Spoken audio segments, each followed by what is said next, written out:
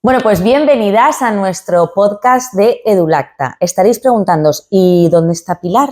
Yo sé que la vais a echar de menos, pero en esta ocasión vais a estar conmigo por circunstancias de la vida y espero que este podcast os resulte, que os guste, pero sobre todo que os resulte útil. Bienvenidas al podcast de Edulacta. Somos Pilar y Ruth y en este podcast hablamos de lactancia materna. Tenemos el firme convencimiento de que visibilizar y trabajar facilitando lactancias es la mejor forma de cambiar el mundo. Hay veces que en nuestra labor como asesoras nos encontramos con casos que son más raros, que puede que os encontréis muy poquitos a lo largo de vuestro recorrido profesional como asesoras de lactancia o profesionales de la salud que acompañáis a mamás que se encuentran en este momento, o que simplemente os habéis formado en lactancia materna para acompañar a otras mujeres desde el voluntariado o porque son vuestras familiares, amigas, etc. Os voy a contar un caso personal, un caso que he acompañado yo personalmente y no me he vuelto a encontrar ninguno más.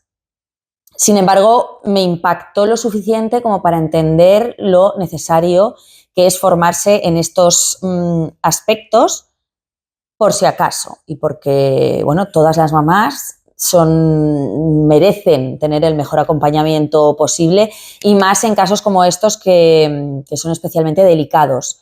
Además, es un caso que me impactó mucho porque tiene que ver con la parte emocional y psicológica de la lactancia, que sabéis que es muy grande, que sabéis que en Edulacta siempre hablamos mucho de todos estos procesos y de todos estos aspectos emocionales, porque la lactancia materna tiene, por supuesto, una base física y fisiológica y biológica brutal, es decir, es el mecanismo de la naturaleza para alimentar y, por lo tanto, asegurar la perpetuidad de la especie, la supervivencia de nuestra especie, pero tiene una carga emocional y psicológica brutal también, de la que prácticamente depende, ¿no? Porque según cómo llevemos esta parte emocional, muchas veces va a permitir que la lactancia pueda continuar o no.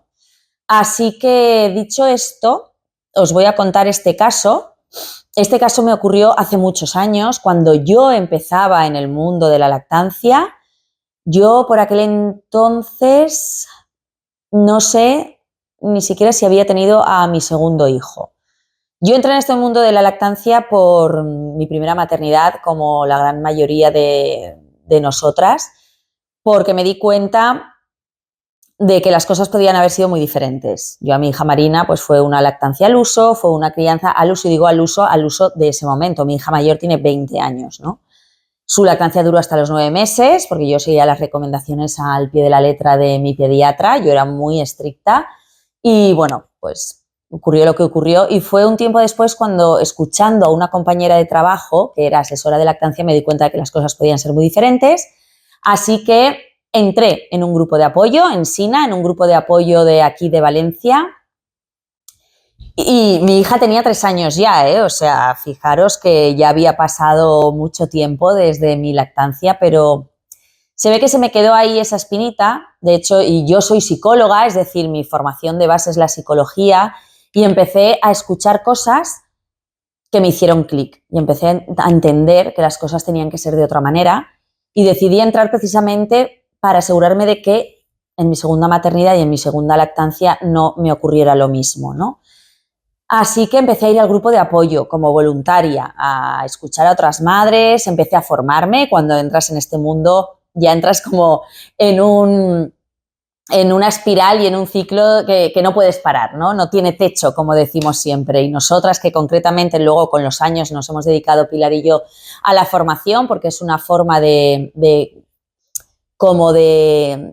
llegar más lejos, ¿no? a más gente, pues te das cuenta de eso, de que esto no tiene fin. Y encima, dedicándome yo a la psicología, pues tenía mucho campo, ¿no? Descubrí realmente mi verdadera vocación dentro de la psicología, porque yo cuando acabé la carrera no tenía muy claro, y aquí fue cuando realmente encontré mi sitio, ¿no? La psicología perinatal, la maternidad, todo el mundo psicológico y emocional de la lactancia. Y bueno, pues acompañando a madres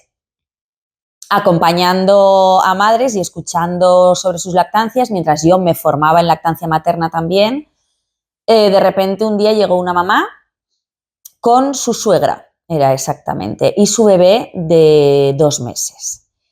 Y bueno, ella llegó contando que tenía un problema de lactancia, y es que su bebé le hacía daño el pezón en las tomas y tenía que utilizar pezonera. Llevaba usando pezonera prácticamente desde el principio.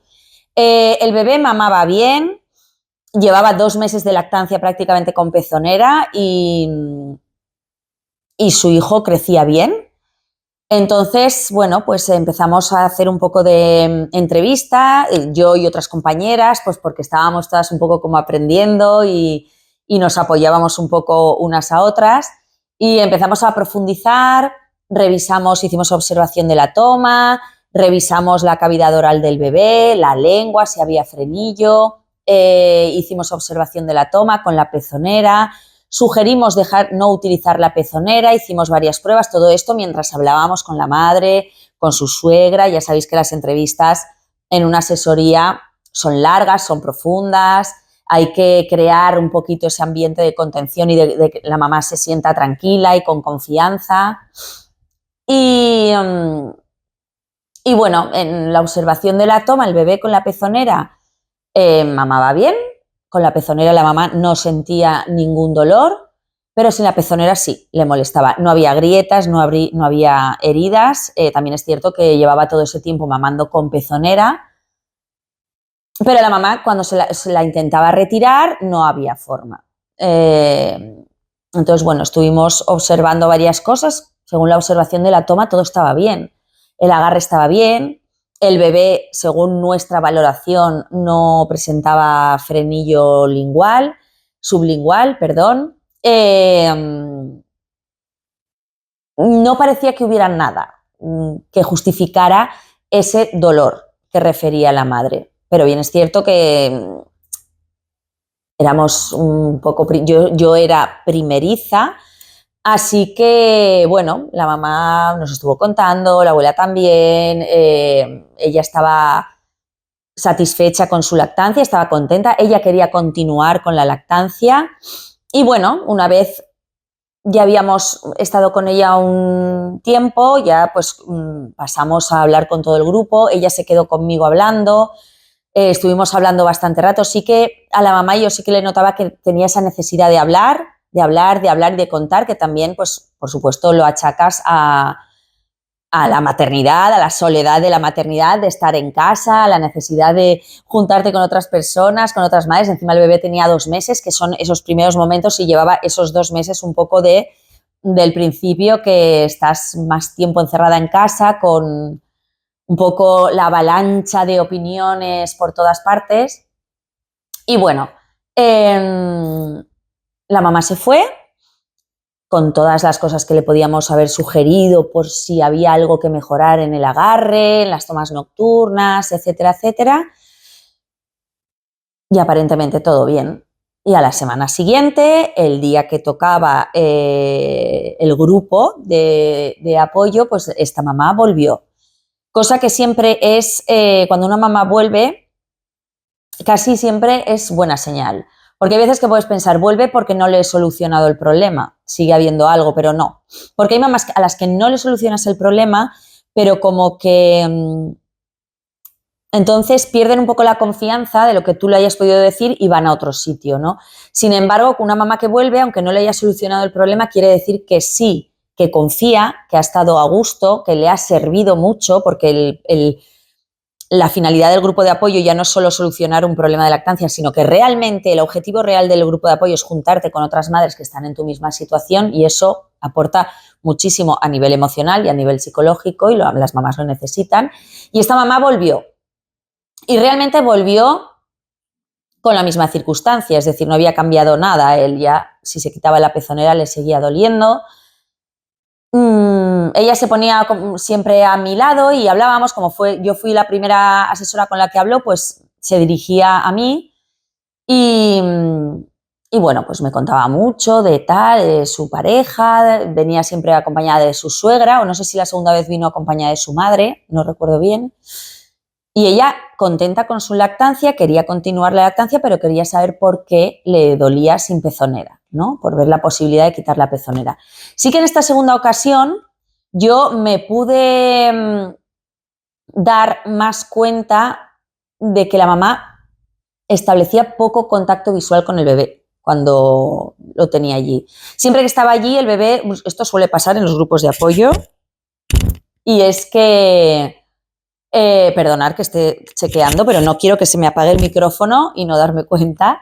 Siempre que vienen al grupo de apoyo, las mamás se relajan, y al relajarse las mamás, los bebés también se relajan. Entonces nos solemos encontrar allí con que los problemas que refieren ellas tener en casa allí no se demuestran, porque los bebés se relajan. Cuando la mamá entra en contacto con otras madres, entra en un lugar que digamos que es un espacio seguro, una zona segura de contención, que saben que lo que va a contar ahí va a ser realmente escuchado, validado, no juzgado, que hay otras mamás que están contando sus propios problemas, y entonces te sientes como un poquito reforzada en ese sentido cuando confirmas que no te estás volviendo tú loca en tu casa, sino que esto es lo que le pasa a día de hoy a todas las madres que acaban de ser madres y que están en casa.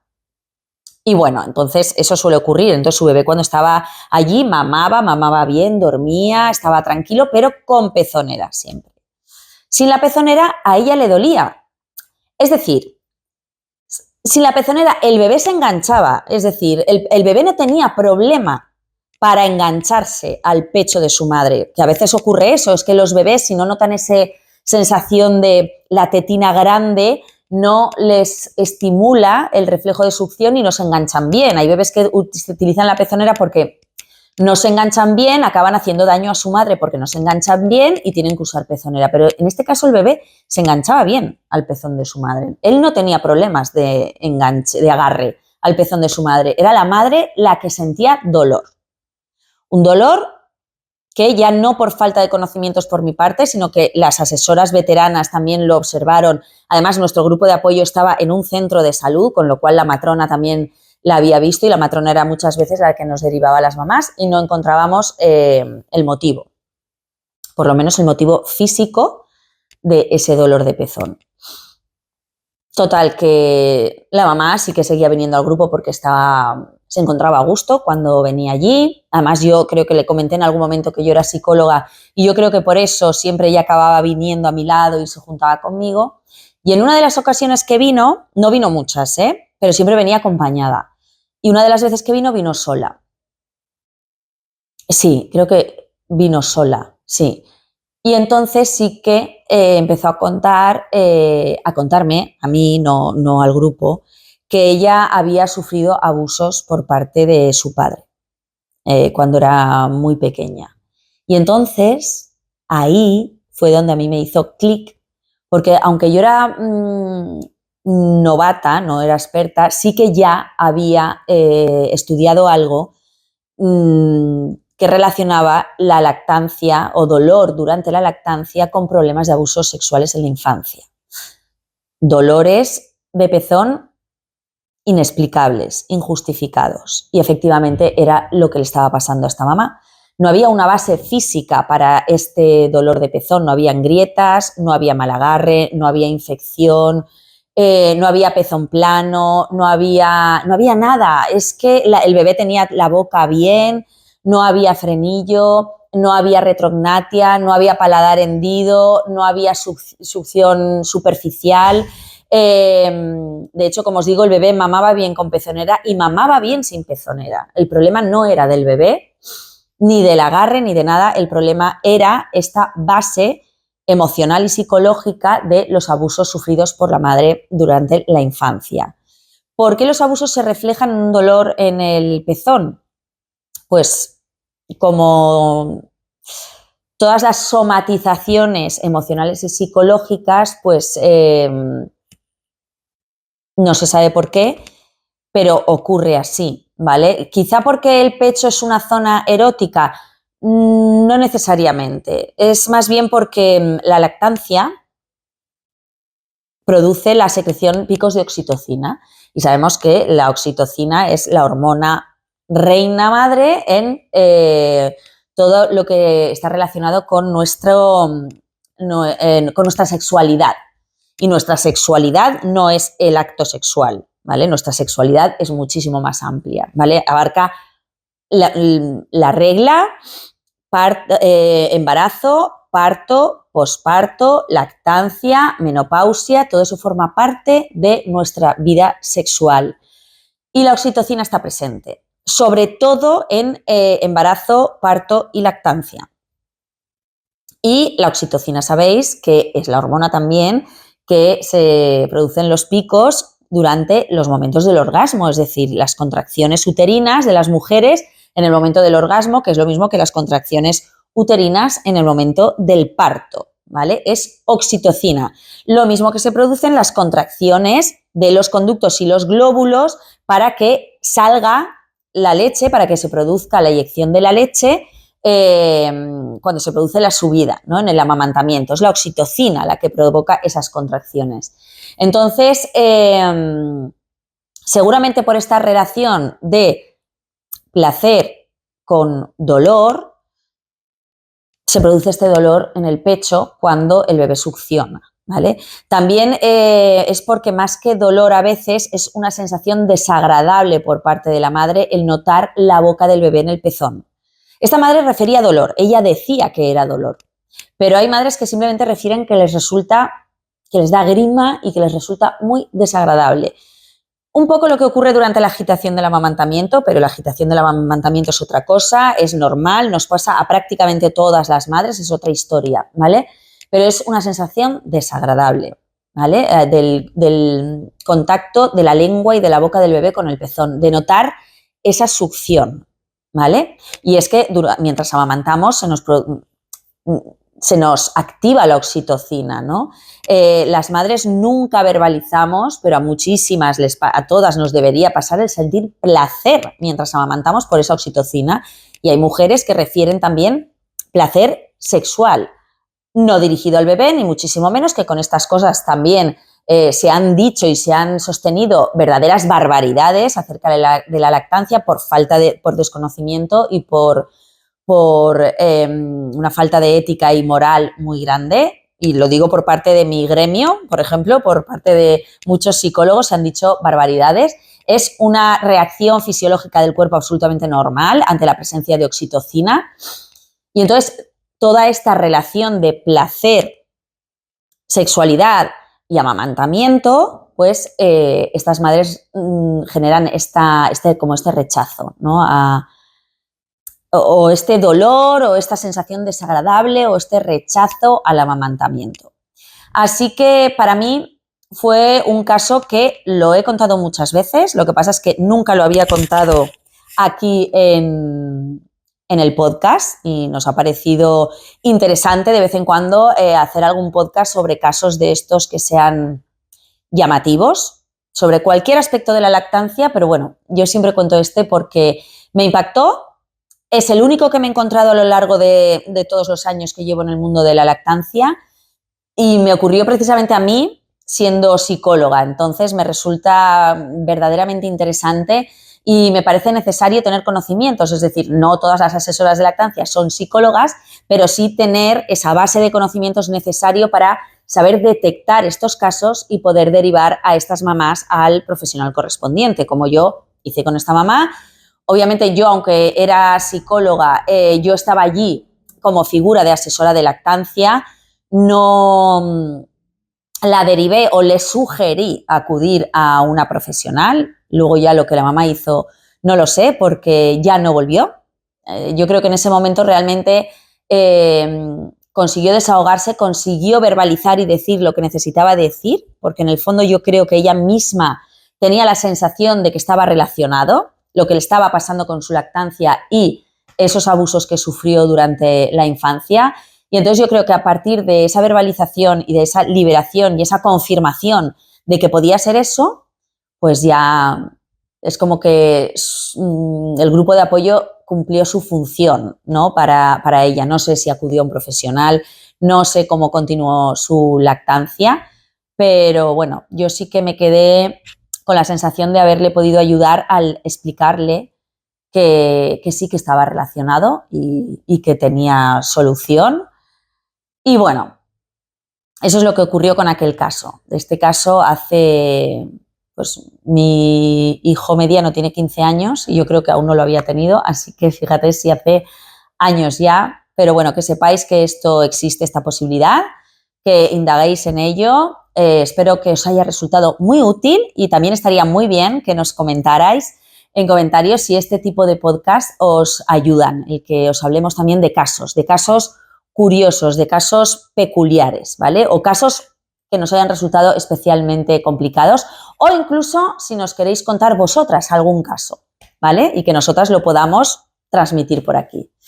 Bueno, pues muchísimas gracias por haber estado aquí conmigo. Espero que, aunque haya estado yo sola, no os haya resultado aburrido. Os prometo que Pilar va a volver, por supuesto, y nos vemos en el siguiente podcast.